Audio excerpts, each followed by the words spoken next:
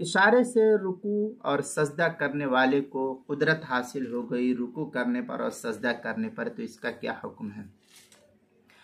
چنانچہ اگر کسی شخص نے کمزوری کی بنا پر یا کسی سخت نقاہت یا بیماری کی وجہ سے اشارے سے رکوع اور سجدہ کر لیا تھا، پھر وہ نماز کے دوران ہی اپنے آپ میں یہ محسوس کیا کہ اس کو جو ہے نماز میں رکوع اور سجدے پر قدرت حاصل ہو گئی ہے، تو اس کی نماز فاسد ہو جائے گی۔ اب 80 وہ نماز کو پڑھے گا۔ چنانچہ تحتوی علی مراقی الفلاح کے اندر ہے، وقدرت المومی علی الرکوع والسجود لقوت باقیہا، مراقی الفلاح کی عبارت ہے۔ آگے تحتوی بھی ہے، وَهَذَا يُفِيدُ أَنَّ الْقُدْرَةَ حَصَلَتْ بَعْدَ الرُّكُوعِ وَالسُّجُودِ بِالْإِمَامِ۔